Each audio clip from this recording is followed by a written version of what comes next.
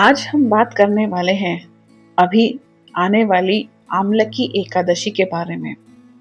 आमलकी एकादशी फागुन महीने के शुक्ल पक्ष में आती है और यह व्रत भगवान विष्णु को समर्पित है। पद्म पुराण के अनुसार इस दिन आंवले के वृक्ष में स्वयं भगवान विष्णु का वास माना जाता है। अगर हम इसकी कथा का विवरण देखें तो प्राचीन काल में चैत्ररथ नामक नगर में एक धर्मात्मा राजा राज्य करता था। वहां की प्रजा बहुत ही श्रद्धालु थी और वो एकादशी का व्रत बहुत ही श्रद्धा से करते थे।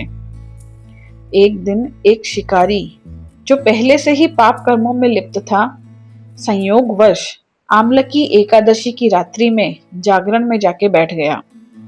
उसने जाने अनजाने में उस दिन व्रत किया और कथा का श्रवण किया। उस एक रात्रि की भक्ति के प्रभाव से अगले जन्म में वह किसी राज्य का राजा बन गया और अंततः भगवान विष्णु की कृपा प्राप्त की।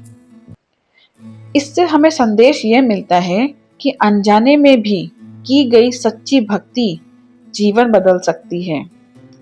अब हम जानते हैं कि आमलकी एकादशी का संबंध खाटू श्याम जी से कैसे होता है।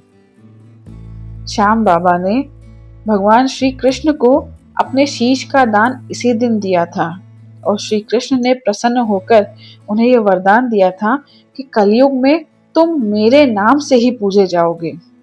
क्योंकि आमलकी एकादशी भगवान विष्णु और श्री कृष्ण को समर्पित है, इसलिए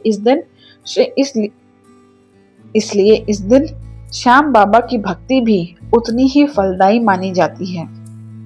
और वैसे भी अगर वैज्ञानिक तथ्य भी देखें तो आंवला आयुर्वेद में अमृत तुल्य माना गया है और धार्मिक मान्यता भी है आंवले के वृक्ष की। आंवले का वृक्ष सकारात्मक ऊर्जा देने वाला है। इससे रोगों से हमारी रक्षा होती है। श्याम भक्त इस दिन व्रत रखते हैं, श्याम नाम का जप करते हैं और आंवले के वृक्ष के नीचे दीपक जलाते हैं। दोस्तों, जैसे आंवला छोटा सा फल होते हुए भी अमृत से भरपूर है, वैसे ही श्याम नाम छोटा सा मंत्र होते हुए भी जीवन को बदलने की शक्ति रखता है। अगर आप सच्चे मन से श्याम बाबा को पुकारते हैं तो आमलकी एकादशी का यह दिन आपकी सभी मनोकामनाओं को पूर्ण कर सकता है। जय श्री कृष्णा, जय श्री श्याम।